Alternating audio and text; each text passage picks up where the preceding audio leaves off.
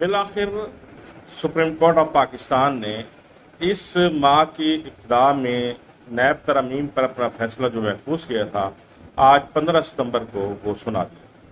फैसले के मुताबिक तमाम नैब तरमीम जो पीडीएम की हुकूमत ने की थी और जिसके ज़रिए से उन्होंने अपने केसेस माफ़ करवाए थे करप्शन के, उनको उन तरमीम को कालेदम करार दे दिया गया है। और सुप्रीम कोर्ट ऑफ पाकिस्तान ने यह ऑर्डर जारी किया है कि जहां से सिलसिला टूटा था वहीं से ये सिलसिला दोबारा शुरू किया जाएगा और 7 रोज के अंदर किया जाएगा। चेयरमैन पीटीआई जनाब इमरान खान की ये पिटीशन दायर थी जिसमें उन्होंने इन तरामीम को चैलेंज किया था और ये मौक़िफ़ इख्तियार किया था कि मुफाद आमा के खिलाफ है और एक मखसूस करप्शन ज़दा लोगों को महफूज रास्ता देने की एक कोशिश है। और यही सूरत हाल जो है जजमेंट में आई है कि ये जो तरामीम है इसमें बदनीयती शामिल है और इसमें करप्शन का रास्ता जो है वो खोला गया है। लिहाजा इस तरामीम को जो है सुप्रीम कोर्ट ऑफ पाकिस्तान ने कालेदम करार दे दिया। बड़ी खुशाइंद बात है। ज़रा सा भी कोई हमें खुशी का मौका मिलता है तो पाकिस्तानी अवाम जिसके नसीब में खुशियाँ बहुत कम हैं वो इससे भरपूर फ़ायदा उठाते हैं और अपने आप को खुश करने की कोशिश करते हैं। लेकिन मैं क्योंकि कानून का तालिब इल्म हूँ और मैं इस फैसले पर अपने एहसासात और तहफ़्फ़ुज़ात जो है वो महफूज रखता हूँ। और मैं ये जानता हूँ क्योंकि ये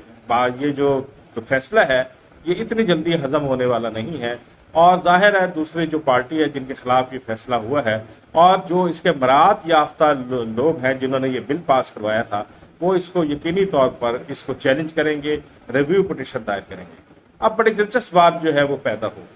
ये तमाम पाकिस्तानियों के लिए मैं बात कर रहा हूँ और ख़ास तौर पर उन हजरात के लिए जो इस फैसले से बहुत ज़्यादा खुश हो रहे हैं। मेरा अपना व्यू है कि जब ये रिव्यू पिटीशन इसमें जो फाइल की जाएगी, क्योंकि कानून के मुताबिक रिव्यू पिटीशन उसी बेंच के सामने जाती है जिसका फैसला है। अब यहाँ सूरत हाल इस तरीके से मुख्तलिफ है कि अब अता बंदियाल साहब की क्योंकि मुद्दत मुलाजमत जो है वो पूरी होने को है, लिहाजा अब वो उस बेंच का हिस्सा नहीं होंगे। इसी तरह क्योंकि ये 2-1 की अक्सरियत से फैसला आया है, जो इख्तलाफी नोट रखने वाले हमारे जज साहब हैं मंसूर अली शाह साहब, वो जो है पहले ही इस फैसले से इख्तलाफ कर चुके हैं। अब सिर्फ एक जज साहब जो है वो एजाजुल हसन साहब रह जाते हैं जो उस बेंच का हिस्सा होंगे। लेकिन मैं ये समझता हूँ कि जिस तरीके से सूरत हाल डेवलप हो रही है, काजी फायज ईसा साहब हो सकता है ये 3 रुकनी बेंच तश्कील ना दें बल्कि इसमें फुल कोर्ट बनाएं और ये भी हो सकता है कि वो जो फुल कोर्ट हो वो इस पे कोई हुक्म इम्तनाई, इस फैसले के खिलाफ हुक्म इम्तनाई जारी कर दें, क्योंकि माजी में यही सब कुछ हम तमाशा जो है वो अदालतों की तरफ से हम देखते रहे हैं। क्योंकि जब भी किसी बड़े लोगों का, बड़े खानदानों का या मराद याफ्ता तबके का कोई भी केस होता है तो वो फिर हुक्म इम्तनाई की नज़र हो जाता है और फिर वो सदियाँ लग जाती हैं उसको फैसला होने में। लिहाजा इस फैसले पर बहुत जल्दी खुशियाँ मनाने की ज़रूरत नहीं है। अभी देखिए आगे आगे होता है क्या, क्योंकि ये हम सभी लोग जानते हैं कि ये जब पिछली पीडीएम की हुकूमत आई थी और उसने रजीम चेंज में हिस्सा लिया था तो उनका मतमा नज़र सिर्फ और सिर्फ यही था कि किसी ना किसी तरह अपने केसेस जो है जिन पे उन पे फर्जुर्म आयद होने वाली थी या उन्हें ये बिल्कुल ओपन एंड शट केसेस थे कि जिसमें उन्हें सजाएं हो जानी थी, उन्होंने उनको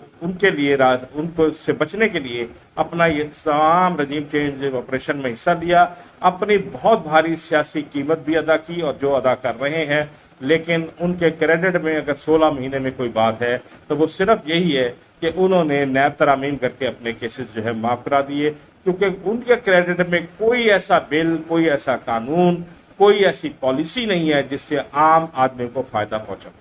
और देखने वाली बात यह है कि इन लोगों को अदालतें भी बड़े आगे बढ़ बढ़ के रिलीफ देती हैं। मुझे इस कहने में कोई आर नहीं है कि पाकिस्तान में 2 कानून हैं, एक गरीब आदमी के लिए और एक इन बरात याफ्ता लोगों के लिए है, और अदालतें भी इन बरात याफ्ता लोगों की इमदाद करने के लिए बहुत जल्दी आगे बढ़ती है और रिलीफ देने में देर नहीं करती। मेरे पास खुद एक न्याय का केस है रशीद वर्सेस स्टेट, जिसको 2001 में सजा हुई थी, वो अपनी सजा भी पूरी कर चुका है, अपील उसकी पेंडिंग है और आज 20 साल का अरसा गुजर गया है। वो जितनी दफा भी केसेस लगा है उसकी समाअत नहीं हो सकी। अभी पिछले दिनों जब ये नैब तरामीम आई تو اس کا فائدہ اٹھاتے ہوئے ہم نے بھی کوشش کی کہ وہ کیس لگ جائے، اور وہ کیس لگ بھی گیا، اور جس کو 2 رکنی بینچ ملتان ہائی کورٹ میں سنا گیا، اور پھر انہی ترامیم کے پیش نظر جو ہے اس کیس کو جو ہے وہ التوا میں جو ہے فیصلہ محفوظ کر لیا گیا کہ ان ترامیم کی روشنی میں ہم اس کا فیصلہ کریں گے۔ نیب پروسیکیوٹر نے بھی، اس کے پاس بھی اس بات کا کوئی جواب نہیں تھا، کیونکہ وہ خود نیب ترامیم کے حامی تھے۔ تو لہٰذا جب 15 دن 10 دن محفوظ رکھنے کے بعد وہ جب دوبارہ ہم نے پتہ کیا، ری لسٹ ہوا، اور اس پہ یہ آرڈر ہم نے پڑھ کر بڑی حیرانی ہوئی کہ کیونکہ یہ معاملہ جو ہے وہ سپریم کورٹ میں پینڈنگ ہے، لہٰذا اس وقت تک جو ہے اس فیصلے کو سینیڈائی کے اس اپیل کو جو ہے وہ سینیڈائی کیا جاتا ہے۔ حالانکہ اس کے بعد سپریم کورٹ پہ فیصلہ چیلنج ہونے کے باوجود بھی جو یہ لوگ تھے، بڑے بڑے سیاستدان تھے، ان کے کیسز جو ہے وہ نہ صرف ختم ہوئے بلکہ